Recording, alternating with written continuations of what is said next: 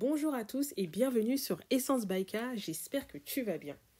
Alors aujourd'hui, je vais te parler d'une plante sous-estimée. Une plante africaine qui est tellement sous-estimée que c'est juste pas possible. Donc avant ça, je vais commencer par me présenter rapidement. Donc voilà, je suis Kudeji Magaraga. Donc c'est moi qui ai fondé Essence Baïka.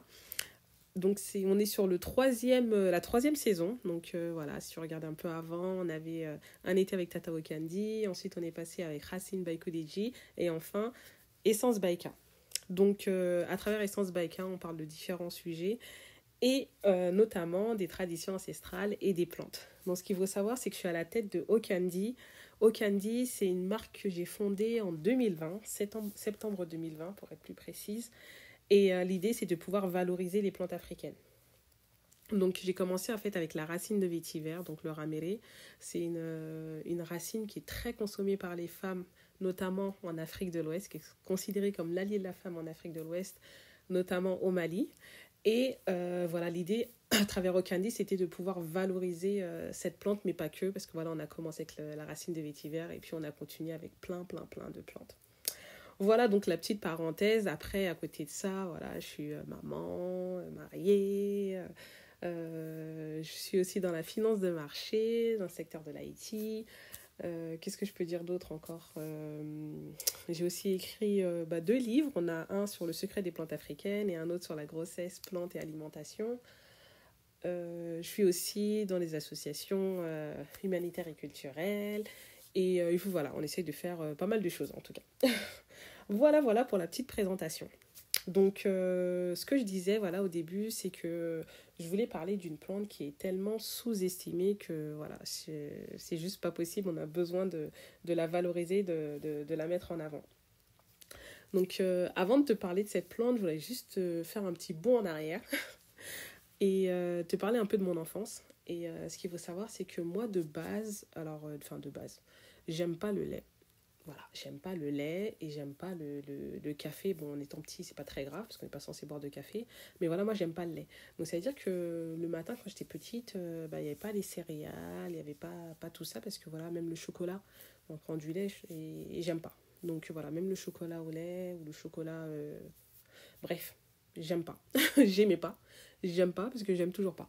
Et donc, en fait, quand moi j'étais petite, donc je prenais pas ça. Et à la place, en fait, ma mère, elle me faisait une infusion qui s'appelle le randé. Donc, en soninké, on dit le randé. Donc, moi, depuis que je suis toute petite, je bois du randé. Donc, c'est-à-dire que même quand j'allais en vacances, c'est chez la famille et tout, et dès qu'on préparait, alors tu veux du lait, je dis non, je veux du randé. Et puis voilà, on trouvait ça parce que souvent, en fait, c'est plutôt les adultes qui prennent ça et pas forcément les enfants. Donc, voilà, moi, depuis toute petite, je bois du randé, voilà. Le matin, c'est le randé. Et en fait, ce n'est que plus tard que j'ai découvert que le randé, et en fait, c'est le kenkiliba. C'est une variété du kenkiliba. Je ne le savais pas du tout. Parce que c'est vrai, quand les gens me parlaient du kenkiliba, je dis ah non, moi c'est randé, kenkiliba, bref. Je ne savais pas forcément de comprendre, mais c'est plus tard que j'ai compris qu'en fait, c'était le kenkiliba. Parce que j'entendais parler du kenkiliba, mais je ne savais pas trop ce que c'était. Et en fait, c'était le randé. Donc c'est une autre variété qu'on a, mais voilà, c'est très proche, c'est quasiment la même chose. Et en tout cas, au village, c'est ce qu'on avait, donc le randé. Et c'est super méga bon. En toute objectivité. Et donc, pourquoi voilà, je parle du randé, pourquoi je parle de mon enfance? Parce que voilà, depuis que je suis toute petite, je consomme et je bois cette plante, donc la variété du kenkeliba. Et voilà, j'ai continué à en consommer. Hein. Et puis en fait, quand j'ai lancé Okandi, donc voilà, j'ai l'idée, comme je t'ai expliqué, valoriser les plantes africaines. Et donc j'ai commencé avec la racine de vétiver et en fait, très rapidement, je me suis dit, il faut que je propose du randé en fait. Il faut que je propose du randé, il faut que je propose du kenkeliba parce que c'est tellement bon que voilà. Et en fait, comme à chaque fois que je propose une plante, j'ai besoin de faire des recherches, de pouvoir d'avoir des informations concrètes, de connaître la plante, de pouvoir échanger avec des phytothérapeutes, des naturopathes. Enfin voilà, j'essaie vraiment de pouvoir avoir un maximum d'informations avant de proposer quelque chose. Parce que voilà, je veux vraiment la maîtriser, c'est important pour moi. Et donc, voilà, je commence à avoir des informations sur le kenkiliba et en fait, c'est juste waouh. C'est juste waouh, franchement. Et c'est pour ça que je disais c'est une plante qui est sous-estimée parce qu'en fait, elle a tellement de vertus et de bienfaits. et que c'est juste... voilà, elle est sous-estimée, elle est sous-cotée, le Kenkeliba. Donc déjà, pour commencer, le Kenkeliba, c'est... avant de parler des bienfaits et des vertus, on va juste voilà, faire un peu les petites règles. Donc le nom scientifique, c'est Cambretum micranthum.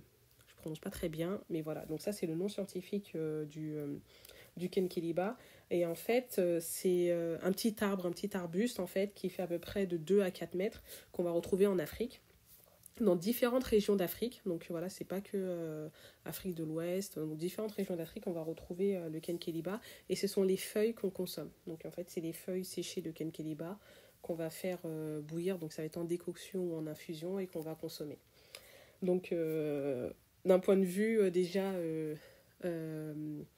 origine et sur le produit, enfin sur la plante en elle-même. Et on va faire un focus sur les bienfaits du Kenkeliba. Donc déjà, d'un point de vue digestif. D'un point de vue digestif, c'est top, c'est-à-dire que voilà, c'est quelque chose qu'on va consommer après repas, c'est vraiment et très efficace d'un point de vue digestif. Ensuite, on a aussi le côté hépatique, le côté antioxydant, donc un antioxydant majeur. Voilà, c'est les personnes ils le prennent, ils le consomment, c'est vraiment très efficace. Il a un côté aussi diurétique, donc voilà, on va pas le prendre juste avant d'aller dormir parce que voilà, on risque de se lever la nuit pour la petite pause pipi. Et, et voilà, donc aussi il fait baisser la tension. Et en fait, ça me fait penser en fait à un épisode quand j'étais partie dans le cadre, alors dans une de mes casquettes, je suis aussi la présidente de l'association Afrique Lémou.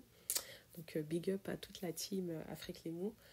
On avait une mission humanitaire au Mali et on était dans le centre de santé de Komodinde, si je ne dis pas de bêtises. Et en fait, pour cette mission, on travaillait en fait, donc avec le centre de santé en l'occurrence. Donc il y avait le médecin et dans l'équipe, dans les membres de l'association, on a aussi des infirmières.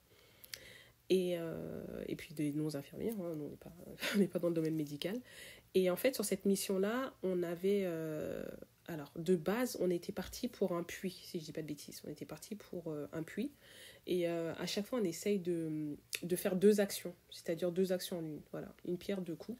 Donc, il y avait un puits qui était en train d'être fait. Donc, c'est quelque chose qui prend du temps. Et en attendant, on s'est dit, voilà, on va faire des choses.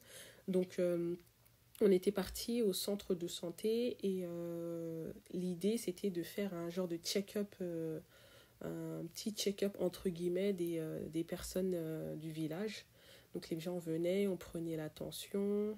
Alors je crois qu'il y avait la tension, il y avait aussi donc il y a la température, la tension, plus je sais plus, bref, on prenait les constantes. Bon. Après c'était plus des infirmières qui faisaient, donc nous on était là juste pour aider, mais c'était plus elles qui géraient. Et en fait pour les personnes qui avaient une tension élevée, donc en fait ce qui se passe c'est que donc au niveau du centre de santé le check-up c'était gratuit entre guillemets, mais après pour tout ce qui était médicaments et tout, il y avait pas on n'avait pas c'était pas prévu en fait de pouvoir donner les médicaments.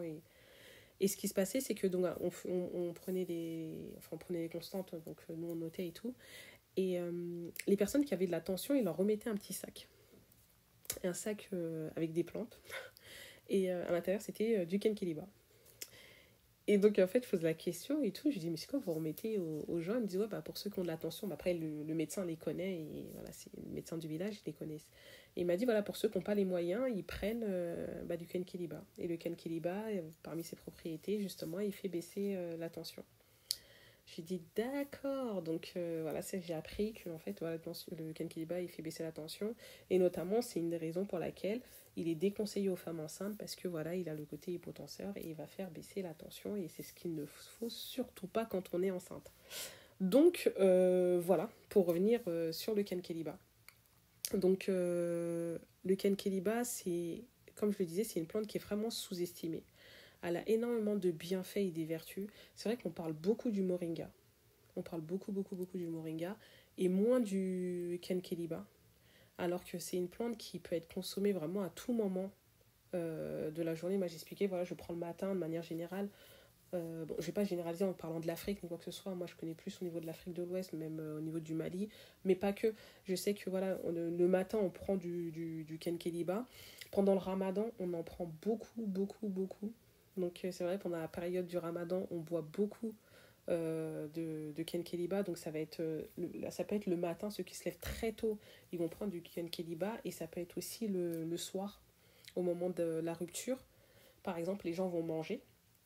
Une fois qu'ils ont mangé, ils vont prendre le kenkeliba, ça va aider pour la digestion. Voilà. Et c'est aussi détoxifiant. Voilà. Ça va détoxifier, donc voilà, on a ce côté-là. Donc voilà, pendant le ramadan, on consomme beaucoup de kenkeliba. Pour les personnes qui veulent faire une détox, tout simplement, ils vont prendre le kenkeliba, ils vont en consommer également.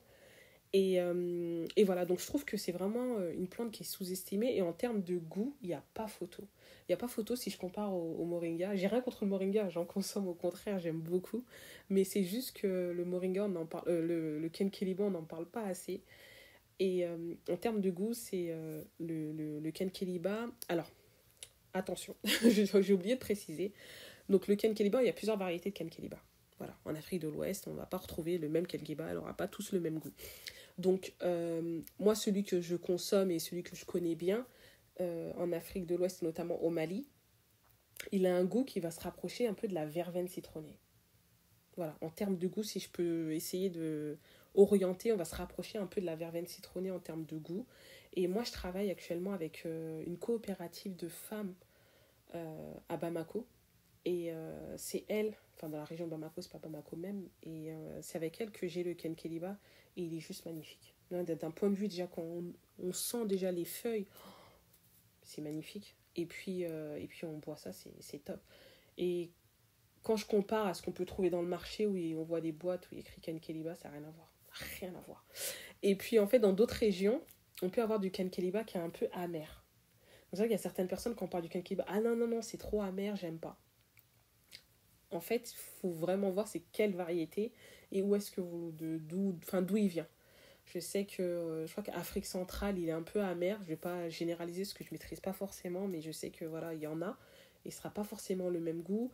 Même au Sénégal, on peut retrouver du kenkeliba qui va être différent de ce qu'on peut retrouver au Mali, alors qu'on est bien dans la région Afrique de l'Ouest. Donc c'est vrai que ça dépend quel kenkeliba on a, et sincèrement, euh, goûtez-le. Enfin, goûtez pour ceux qui n'ont jamais goûté. Ne vous arrêtez pas si vous tombez sur la version amère, mais voilà, on peut retrouver vraiment de bonnes variétés. En tout cas, chez Ocandy, c'est pas pour faire de la pub, mais on a, en tout cas, avec cette coopérative, c'est vraiment cette coopérative qu'il faut mettre en avant, qui propose, qui cultive cette variété qui est juste magnifique. Donc, le kenkeliba, donc voilà, on le fait en décoction, en infusion. Je crois que je l'ai dit un peu plus haut. Donc voilà, concrètement sur le kenkeliba. Donc pendant le ramadan, on prend le matin au petit-déj, on prend après chaque repas, très bon pour la digestion. On peut prendre le soir. Voilà, on a fini de manger, on est là, on prend son kenkeliba, c'est nickel. Pas juste avant d'aller dormir, voilà, on prend pas juste avant d'aller dormir parce que voilà, c'est un côté diurétique, mais voilà, c'est vraiment très bon. Et on peut aussi le mélanger avec d'autres plantes aromatiques. Ça peut être de la menthe, donc d'ailleurs c'est pour ça qu'on a fait cette infusion qui s'appelle Atemu. Atemu Kenkeliba menthe. Et d'ailleurs Atemu en soninké ça veut dire goûte-le. Voilà, Atemu. Donc voilà, et après, on peut mélanger avec d'autres plantes aromatiques. Ça peut être, je sais pas moi, donc je t'ai expliqué la menthe, mais ça peut être du thym, ça peut être, je sais pas moi, du romarin, ça peut être, bref, la citronnelle. Voilà, vous pouvez essayer de faire différents mélanges, différents mélanges avec le kenkeliba, mais en tout cas, goûtez-le. Je pense que c'est important de tester le kenkeliba parce que c'est une plante qui a tellement de bienfaits et de vertus qui c'est juste dingue qu'elle soit sous-estimée. Donc voilà, c'est un petit épisode parce que je pense que voilà, c'est aussi important. J'essaye aussi de pouvoir répondre à certaines questions qu'on me pose, des questions qui reviennent assez régulièrement. On va pouvoir me poser la question, quelle est mon infusion préférée, ou celle par laquelle j'ai commencé, en fait, au final, c'est pas le vétiver. C'est pas le vétiver, c'est le Kenkeliba par laquelle j'ai commencé, on va dire le randé, que je consomme depuis que je suis toute petite. Et puis voilà, jusqu'à maintenant, je continue à consommer le Kenkeliba. Mais après, voilà, j'intègre les infusions au candy, que ce soit hibiscus menthe, hibiscus citronnelle, hibiscus basilic. Je crois que j'en ai déjà parlé de cette plante, mais en tout cas, voilà. Je pense que ça va être aussi intéressant que je puisse régulièrement faire le focus sur une plante, sur un produit, pour vous donner un peu les bienfaits, les vertus, un peu d'histoire autour de ces plantes, autour de la pharmacopée africaine. Parce que l'idée, c'est de pouvoir la valoriser, de pouvoir la mettre en avant, que vous puissiez aussi avoir des informations autour de ces plantes qui sont utilisées depuis des millénaires, qui font partie de nos traditions ancestrales et qui sont consommées par tous, que ce soit des personnes, des plus petites personnes aux plus grandes personnes. Et voilà. Donc pour moi, c'était important de pouvoir échanger avec vous et de partager cela. Donc, on retient bien le Kenkeliba. Ah ouais, il y a différentes appellations. Donc, quelquefois, on va dire Kinkeliba. Quelquefois, on va dire Kenkeliba. Et deux fois, Kenkeliba, Kenkeliba, Kinkeliba. Et puis après, voilà, il y a plein d'autres appellations. Donc, voilà, si vous voyez IN, des fois, on voit E. Bref, faut pas se prendre la tête. C'est la même chose. Et puis Randé en Soninke. Et puis je pense qu'il y a plein d'autres appellations. Donc voilà, si tu connais d'autres appellations du Kenkeliba, n'hésite pas à le partager, avec nous. Et puis voilà, si vous avez envie que je parle d'une autre plante, ou n'hésitez pas, ça me ferait vraiment plaisir de pouvoir échanger cela avec vous. En plus de le faire en live, je dirais que voilà, je le fais à travers les événements ou autres, mais je pense que c'est aussi intéressant de pouvoir le faire. Voilà. Donc, on arrive sur la fin de cet épisode. Encore une fois, merci de me suivre, merci de m'écouter, merci de partager, de m'encourager. Merci pour vos retours. Ça me fait plaisir et ça me permet, moi, de pouvoir continuer sur cette lancée. Voilà. Parce que, comme j'expliquais de base, on était parti sur un épisode toutes les 2 semaines. Et finalement, j'ai fait toutes les semaines et je suis ravie parce que je tiens sur la lancée. Et je suis vraiment contente. Donc, on va reprendre rapidement les épisodes en duo avec des entrepreneurs, il y aura aussi des créateurs, avec des artistes. Bref, il y a pas mal de choses qui se préparent. Et donc, les débats aussi. Donc, c'est aussi des choses que je dois organiser, mettre en place. Et voilà. En tout cas, merci infiniment. Et je finirai juste par Atemu. Et Atemu, Kenkeliba Temu. Voilà, Randen Temu. Voilà. Allez, à très vite sur Essence by K. Salut!